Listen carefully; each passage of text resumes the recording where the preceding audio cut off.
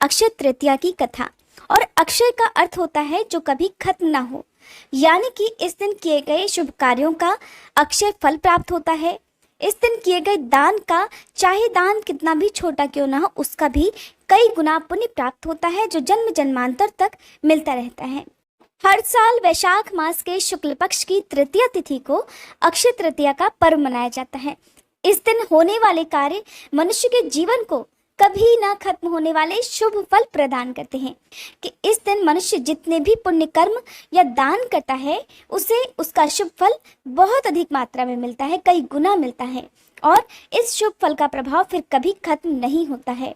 इसी दिन भगवान विष्णु ने छठे रूप में अर्थात भगवान परशुराम के रूप में धरती पर अवतार लिया था, इसलिए इस दिन को भगवान परशुराम के प्राकट्य दिवस के रूप में भी मनाया जाता है। दूसरी मान्यता के अनुसार त्रेता युग के प्रारंभ होने पर धरती की जो सबसे पावन, सबसे पवित्र, पुण्यदायी मानी जाती है माँ गंगा नदी इसी दिन स्वर्गलोक से धरती पर आई थी। एक और मान्यता के अनुसार आज के दिन ही महर्षि वेद व्यास जी ने महाभारत लिखना प्रारंभ किया था। अक्षय तृतीया के दिन भगवान विष्णु और माँ लक्ष्मी जी के साथ साथ कुबेर देवता की भी पूजा की जाती है, और इस दिन आप अपनी सामर्थ्य के अनुसार कुछ ना कुछ दान अवश्य करें, चाहे आप अन्न का, वस्त्र का, घी, शक्कर, गुड़, किसी भी प्रकार का दान आज के दिन आप किसी योग्य व्यक्ति को अवश्य दें।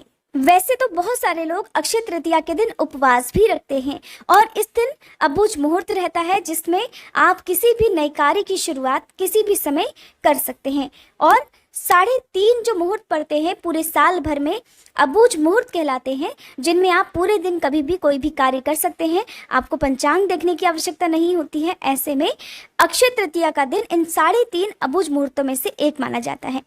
तो आज के दिन जो लोग केवल पूजा पाठ करते हैं उन्हें भी व्रत की कथा पढ़नी या सुननी चाहिए, इसका भी कई गुना पुण्य मिलता है, और जो इस कथा को दूसरों को सुनाता है उसे भी इस कथा का कई गुना पुण्य प्राप्त होता है, और भगवान विष्णु और माँ लक्ष्मी जी के आशीर्वाद से उनके घर में सदा बरकत बनी रहती है, सदा धन के भंडार भरे रहते हैं। तो पौराणिक कथा के अनुसार बहुत पहले की बात है, धर्मदास अपने परिवार के साथ एक छोटे से गांव में रहता था। वो बहुत ही गरीब था और हमेशा अपने परिवार के भरण पोषण के लिए परेशान रहता था। अब उसके परिवार में बहुत सारे सदस्य थे। धर्मदास बहुत ही धार्मिक प्रवृत्ति का व्यक्ति था। एक बार उसने अक्षय तृतीया का व्रत करने का सोचा, क्योंकि रोजी रोटी का बड़ा संकट था, परिवार में कई सारे सदस्य थे, तो वो किस प्रकार से उन सभी का पेट भरता। तो एक बार जब उसने अक्षय तृतीया का व्रत करने का सोचा तो अक्षय तृतीया के दिन वो सुबह जल्दी ब्रह्म मुहूर्त में उठा और उसने गंगा नदी में स्नान किया। फिर विधि पूर्वक भगवान विष्णु की पूजा अर्चना और आरती की। इसके बाद उसने अपनी सामर्थ्य के अनुसार जल से भरे घड़े, पंखे, जौ, सत्तू, चावल, नमक, गेहूं, गुड़, घी, दही, सोना तथा वस्त्र आदि वस्तुएं भगवान के चरणों में रखकर ब्राह्मणों को अर्पित कर दी। ये सब देखकर धर्मदास के जो परिवार वाले थे वो और उनकी पत्नी ने उन्हें रोकने की कोशिश की कि हमारे घर में तो धन की, अनाज की कमी है और आप दूसरों को ये धन दान में दे रहे हो। परिवार का हर कोई सदस्य धर्मदास को समझाने की, उन्हें रोकने की कोशिश करने लगा। कहने लगे कि अगर धर्मदास इतना सब कुछ दान में दे देगा तो फिर उसके परिवार का पालन पोषण कैसे होगा।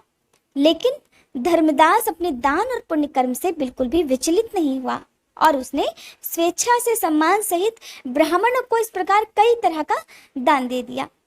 उसके जीवन में जब भी अक्षय तृतीया का पावन पर्व आया उसने हर बार इसी विधि विधान से पूजा पाठ की और इसी प्रकार से उसने योग्य व्यक्तियों को, ब्राह्मणों को दान आदि दिया। हर बार अक्षय तृतीया के दिन पूजा पाठ करने से और दान देने से धीरे धीरे धर्मदास के घर में धन संपत्ति के भंडार भरने लगे और उनकी गरीबी दूर हो गई। अब परिवार का पालन पोषण बहुत अच्छे से चलने लगा, लेकिन फिर भी धर्मदास ने हर बार विधि विधान से पूजा पाठ करना और अक्षय तृतीया के दिन दान देना बंद नहीं किया। और फिर इस जन्म के पुण्य प्रभाव से धर्मदास ने अगले जन्म में राजा कुशावती के रूप में जन्म लिया। कुशावती राजा बहुत ही प्रतापी राजा थे।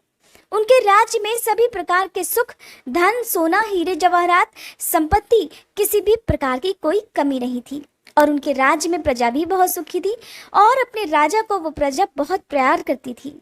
अक्षय तृतीया के पुण्य प्रभाव से राजा को अगले जन्म में वैभव और यश की प्राप्ति हुई, लेकिन वो कभी भी लालच के वश में नहीं हुए और न ही अपने सत्कर्म के मार्ग से विचलित हुए। इस प्रकार उन्हें सदा अक्षय तृतीया का पुण्य प्राप्त होता रहा।